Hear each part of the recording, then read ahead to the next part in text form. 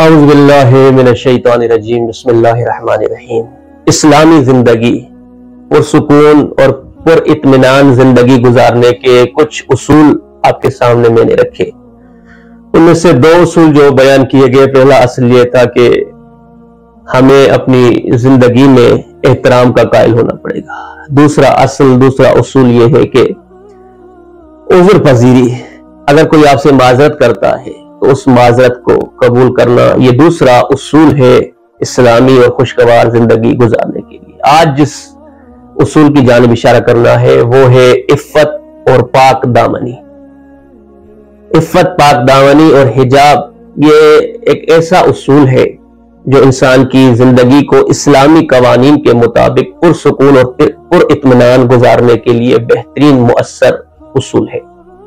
سامعین محترم، عفت اور پاک دامنی دونوں جانب سے، یعنی ہم شوہر کی جانب سے، ہم اس کی زوجہ کی جانب سے، لیکن حجاب کیونکہ عام طور پر خواتین کے لیے استعمال ہوتا ہے، لہذا حجاب کے اعتبار سے خاتون کو اگر وہ چاہتی ہے کہ اس کی زندگی اسلامی قوانین کے مطابق، خدا کی شریعت کے مطابق ہو، تو اسے حجاب کی، اسلامی حجاب کی رعایت کرنی ہوگی۔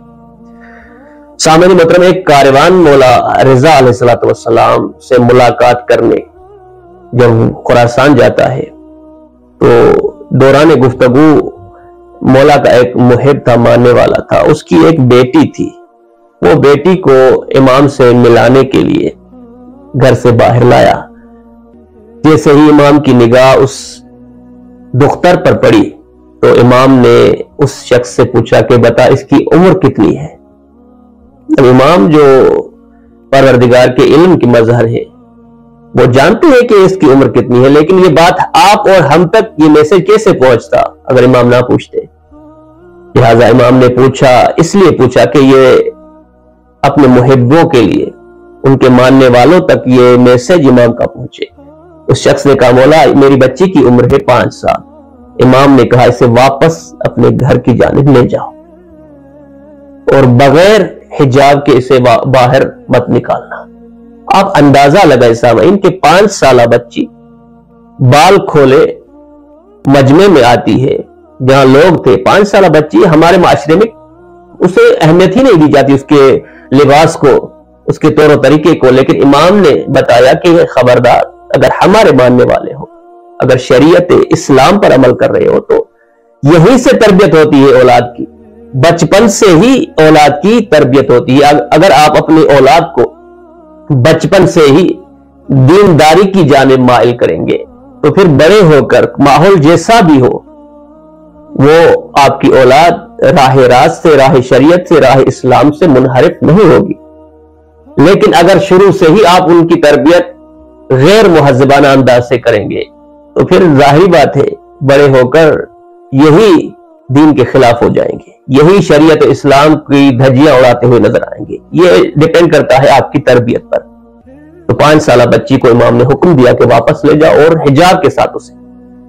سامعین گرامی قدر، دوسری حکایت آپ کے سامنے بیان کروں جس سے آپ اندازہ لگائیں کہ کون ایسا انسان ہوگا جو خود کو آل محمد کا ماننے والا بھی سمجھتا ہو، عقیدت بھی رکھتا ہو اہل بیت سے، اور اپنے وقت کے امام زمانہ کی زیارت کا مشتاق بھی نہ ہو۔ ممکن ہی نہیں۔ ہر مومن یہ خواہش رکھتا ہے کہ وہ اپنے وقت کے امام سے ملاقات کرے، امام وقت کی زیارت اسے نصیب ہو۔ سامعین، آپ اندازہ لگائیے گا کہ انسان جب خود کو دین کے رنگ میں، دین اسلام کے پیروکاروں میں شمار کر دے، شریک کر دے، تو یقین جان لے اگر انسان واقعاً دیندار بن جائے تو پھر اسے امام کو تلاش کرنے کی ضرورت نہیں ہوتی، بلکہ خود امام وقت اپنی زیارت کروانے اس کے پاس آتے ہیں۔ یہی ہوا آیت اللہ سستانی کے والد محترم سید باقر سستانی، ایک نہایت ہی پاک دل انسان تھے۔ انہوں نے ایک وظیفہ انجام دیا زیارت عاشور کا، امام زمانہ کی زیارت کے لیے۔ وہ جمکران جاتے تھے، 40 دن کے لیے ان کا یہ وظیفہ تھا کہ اس عمل کے بعد پروردگار مجھے اپنے وقت کے امام کی زیارت نصیب فرما۔ بہرحال وقت گزرتا ہے، جب ایام نزدیک آتے ہیں تو رات کے وقت جب یہ اعمال کو انجام دینے جمکران جا کر واپس ہوتا ہے تو اسے محسوس ہوتا ہے کہ ایک نور کی کرن ہے جو کسی شخص کے گھر کی جانب جا رہی ہے۔ اسے دل میں خیال آیا کہ ہو سکتا ہے میرے وقت کے امام، لہذا اس نور کی جانب آہستہ آہستہ اس کے پیچھے پیچھے جاتا ہے۔ ایک شخص کے گھر میں جیسے ہی وہ سایہ، نور کا ایک سایہ داخل ہوا تو اس نے دروازے کو دق الباب دی اور صاحب خانہ سے اجازت لے کر اس گھر میں داخل ہو جاتے ہیں۔ جیسے ہی داخل ہوئے، اب ظاہری بات ہے پاک دل انسان، بامعرفت انسان تو تھے آپ، تو دیکھا کہ ایک خاتون کا، ایک مستور کا اس گھر میں جنازہ پڑا ہوا ہے، اور جنازے کے اس جانب میرے وقت کے امام تشریف فرما ہے۔ اب اپنے وقت کے امام کو پہچاننا بہت بڑی بات ہے۔ آپ اور ہم شاید نہ پہچان سکے اپنے گناہوں کی وجہ سے، شریعت سے دوری کی وجہ سے، لیکن چونکہ وہ پاک دل انسان تھے، اپنے وقت کے امام کو پہچان لیا، سلام کیا، عرض ادب کیا۔ پتہ ہے امام زمانہ نے اس سید سے کیا فرمایا؟ کہا کہ تم کیوں میرے پیچھے اعمال کو انجام دے رہے ہو، دن رات میری زیارت، میری ملاقات کا سوچتے ہو؟ پھر اس جنازے کی طرف امام نے اشارہ کرتے ہوئے کہا کہ خود کو ایسا دیندار بناؤ کہ میں خود چل کر تمہیں اپنی زیارت کراؤں۔ اللہ اکبر، بہت بڑا مقام ہے سامعین۔ اور پھر سید باقر سستانی کہتے ہیں کہ جب میں نے پوچھا تو معلوم ہوا کہ یہ خاتون جس کا جنازہ، جس کے جنازے میں شرکت کے لیے وقت کے امام خود تشریف لائے ہیں، یہ وہ خاتون تھی، یہ وہ مستور تھی کہ جب شاہ نے ایران میں یہ حکم جاری کیا تھا کہ جو مستور بھی، جو خاتون بھی ان کے ملک میں چادر کے ساتھ، شرعی حجاب کے ساتھ باہر آئے گی، اس کی چادر کو اتار دیا جائے گا، اور بہت سی خاتونوں کی چادروں کو چھینا گیا۔ لہٰذا یہ جو جنازہ جس مستور کا پڑا ہوا تھا، یہ وہ خاتون تھی جس نے عفت کا مظاہرہ کرتے ہوئے، اسلامی حجاب کی رعایت کرتے ہوئے کئی سالوں تک گھر سے قدم باہر نہیں نکالا تھا، اور خود امام زمانہ اس کی زیارت کو جاتے رہے۔ آج جب وہ دنیا سے چلی گئی ہے تو امام ان کے جنازے میں شرکت کے لیے تشریف فرما ہے۔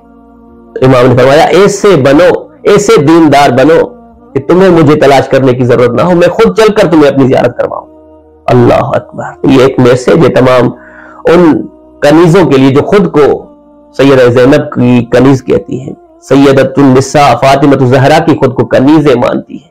ان کے لیے نمونہ عمل ہے کہ اپنے کردار کو، اپنے حجاب کو، اپنے رفتار کو ایسا بناؤ کہ وقت کے امام خود چل کر آپ کو اپنی زیارت کروائیں۔ یہ بہت بلند مقام ہے سامعین محترم۔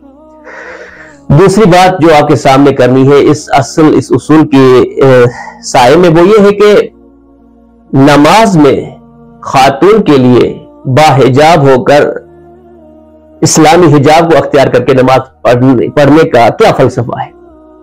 یعنی ایک خاتون جو اگر مجمع میں ہے، باہر ہے، گھر سے حرم میں ہے، یا کسی ایسی جگہ ہے جہاں پر محرم اور نامحرم کا مسئلہ ہے، تو وہاں پر تو بات سمجھ میں آتی ہے، لیکن ایک خاتون اپنے گھر میں ہو جہاں نامحرم بھی نہ ہو، اپنے گھر میں، اپنے کمرے میں جب وہ نماز ادا کرنا چاہتی ہے تو اسلام نے یہ کیوں واجب کرا دیا کہ وہ بغیر حجاب کے نماز نہیں پڑھ سکتی؟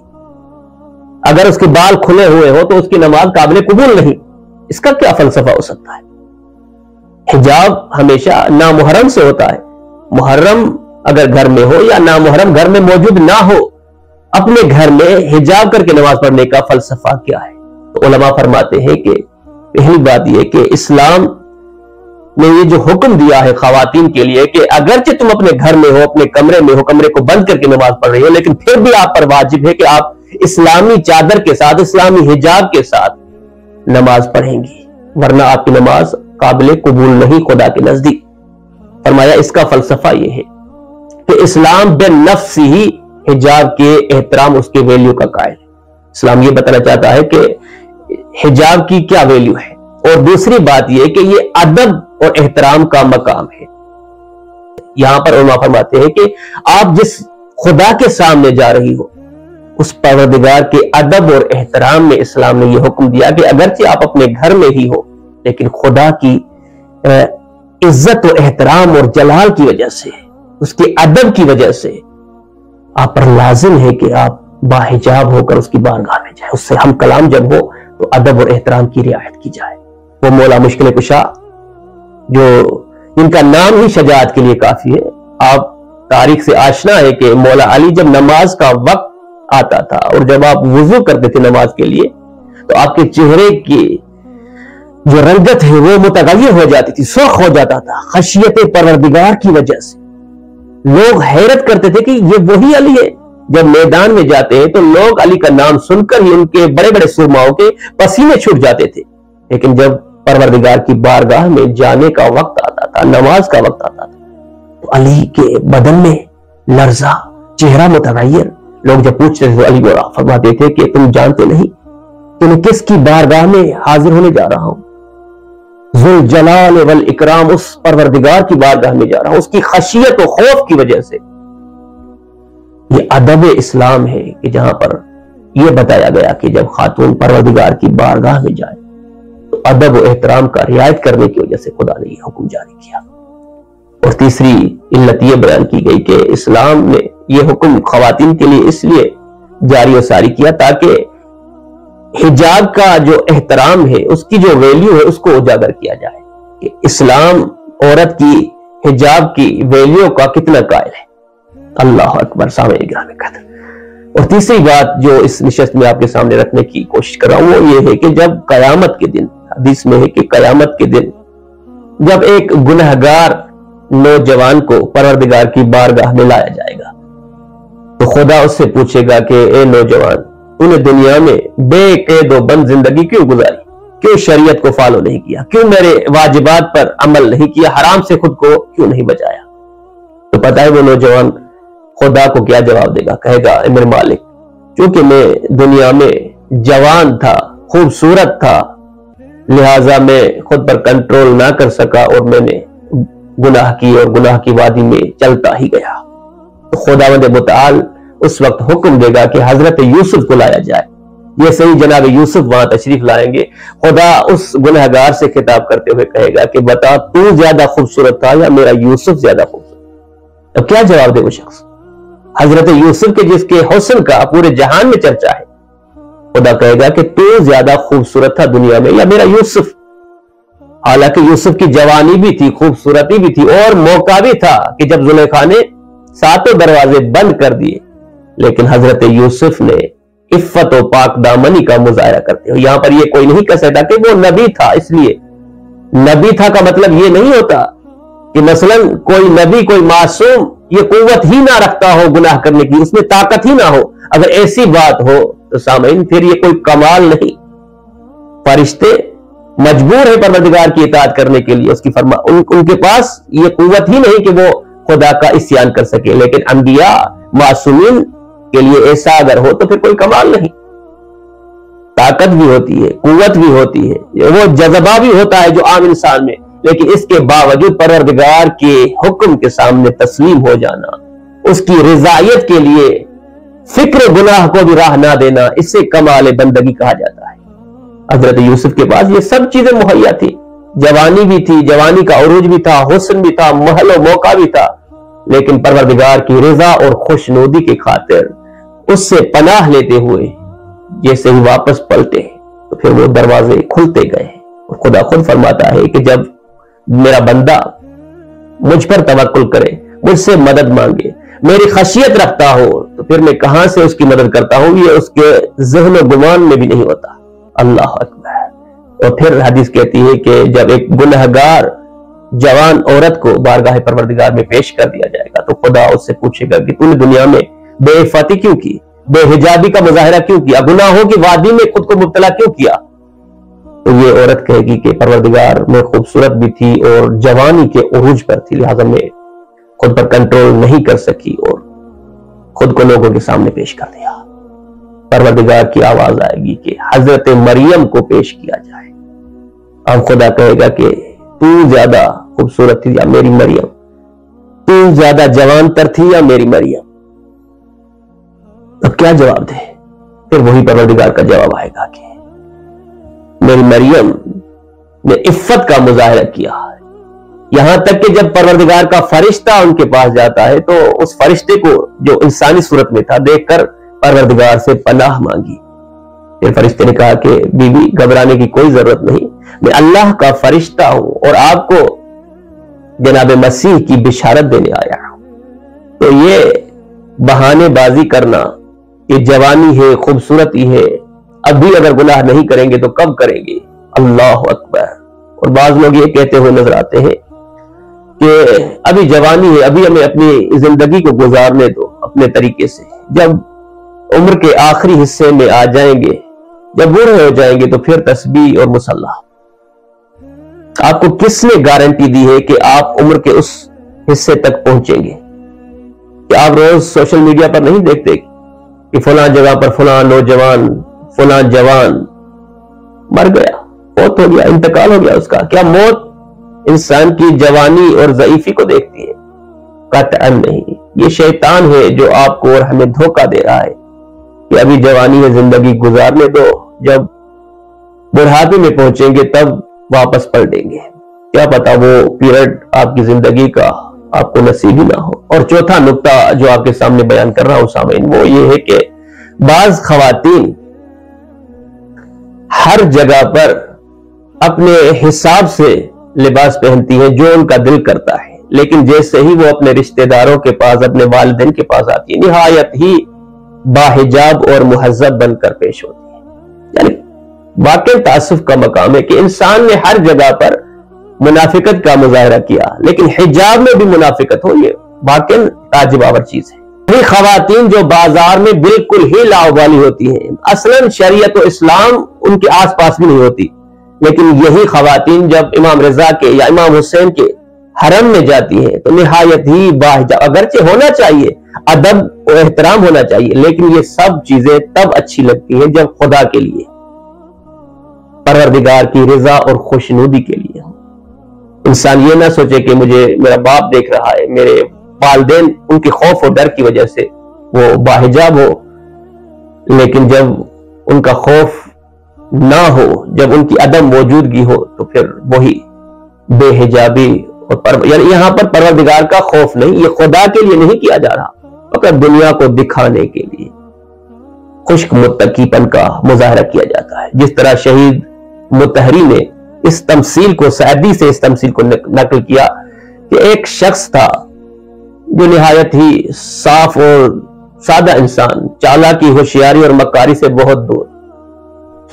اس شخص کی ایک بیوی تھی جو نہایت ہی مکار تھی، وہ اپنے شوہر کے سامنے خود کو ایسا بنا کر پیش کرتی تھی کہ اس کا شوہر ماں تو مبہوت رہ جاتا تھا کہ میری بیوی اتنی باعفت و باحیا۔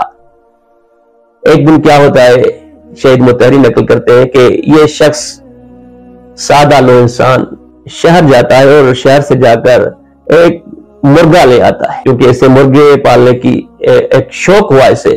جیسے ہی وہ مرغے کو گھر لاتا ہے اور اس کی بیوی کی نگاہ اس مرغے پر پڑتی ہے، اب اندازہ لگائیے گا، وہ بیوی شوہر سے کہتی ہے کہ تمہیں شرم نہیں آتی، تمہاری غیرت کہاں چلی گئی کہ تم ایک نامحرم کو میرے گھر۔ شخص حیران ہو گیا کہ نامحرم کہاں سے آ گیا، آگے پیچھے دیکھا کہ کوئی یہاں پر موجود نہیں، کہا کہ تم اس مرغے کو میرے گھر میں کیسے لائے ہو؟ یہ نامحرم ہے، میں اس ایسے گھر میں قطعاً نہیں رہ سکتی جہاں پر دو نر ہو، دو اشخاص ہو، ایک میرا شوہر دوسرا نامحرم نہیں ہو سکتا۔ کہا کہ بیوی ہوش کے ناخن لو، کیسی الٹی سیدھی باتیں کر رہی ہو، یہ نامحرم فقط مردوں کے لیے ہوتا ہے، حیوانوں پرندوں کے لیے نہیں ہوتا کہ یہ محرم ہے، یہ نامحرم ہے۔ لیکن اس مکار عورت نے کہا کہ یہ ہو ہی نہیں سکتا، اگر اسے اس چھت کے نیچے رکھو گے تو میں تمہارے ساتھ رہنے کے لیے تیار نہیں ہوں۔ بہرحال یہ میں نے عرض کیا کہ سادہ انسان تھا، لہٰذا اسے خوشی ہوئی کہ میری بیوی اتنی باحیا، باعفت، پاک دامن، اللہ اکبر، بہت خوش ہوا۔ کہا پریشان نہ ہو، اگر تمہیں مسئلہ ہے اس مرغے سے تو میں اس مرغے کو واپس دے کر آتا ہوں۔ اور پھر اسے لے کر اس دکاندار کے پاس آیا، کہا کہ کچھ دیر پہلے میں نے آپ سے یہ 2 روپیے میں مرغا لیا تھا، یہ واپس لے لے، مجھے اس کی ضرورت نہیں۔ کہا آپ کو پتا نہیں کہ یہ مرغا جو ہے نہایت ہی اچھے خاندان کا ہے؟ اس کی تعریفیں کرنے لگا، کہا کہ اس کی قیمت زیادہ ہے، میں نے آپ کو 2 روپے میں دیا ہے۔ کہا جو بھی ہو، 1 روپیہ آپ اپنے پاس ہی رکھو، 1 ہی مجھے دے دو، لیکن یہ مرغا واپس لے لو، مجھے اس کی کوئی ضرورت نہیں۔ دکاندار کو شک ہوتا ہے کہ حقیقت کیا ہے، یہ کیوں اصرار کر رہا ہے واپس دینے پر؟ لہٰذا اس نے کہا جب تک حقیقت نہیں بتاؤ گے کہ کیوں واپس کر رہے ہو، میں واپس نہیں لینا، کبھی واپس نہیں لیتا۔ پھر مجبور ہو کر یہ مومن اس سے کہتا ہے کہ اصل میں حقیقت یہ ہے کہ میری بیوی کو یہ گوارا نہیں، وہ نہایت باشرم باحیا ہے، اس لیے اسے گوارا نہیں کہ اس کے گھر میں ایک مرغا جو نر ہو وہ موجود ہو، وہ اپنی عفت کی وجہ سے اسے اجازت نہیں دے رہی۔ اللہ اکبر! جیسے ہی یہ بات دکاندار نے سنی تو فوراً سے 2 روپے دے کر اس کے ہاتھ پہ رکھے اور اپنے مرغے کو واپس لے لیا۔ کہا انہیں مرغا واپس لے رہا ہوں، لیکن ایک بات مجھ سے لکھوا لو، یقین کر لو، جا کے تحقیق کرو کہ تمہاری بیوی با عفت نہیں، با کردار نہیں۔ اور پھر جب تحقیق کی تو معلوم ہوا کہ نہایت ہی مکار تھی۔ اللہ اکبر! تو انسان اگر دینداری کو اختیار کرنا چاہتا ہے، اگر حجاب کو، پاک دامنی و عفت کو، تو یہ سب خدا کی رضا کے لیے ہونا چاہیے، نہ یہ کہ لوگوں کو دکھانے کے لیے، لوگوں کے ڈر کی وجہ سے۔ یہ انسان کا کمال نہیں، یہ منافقت ہے، یہ خود اپنے نفس کو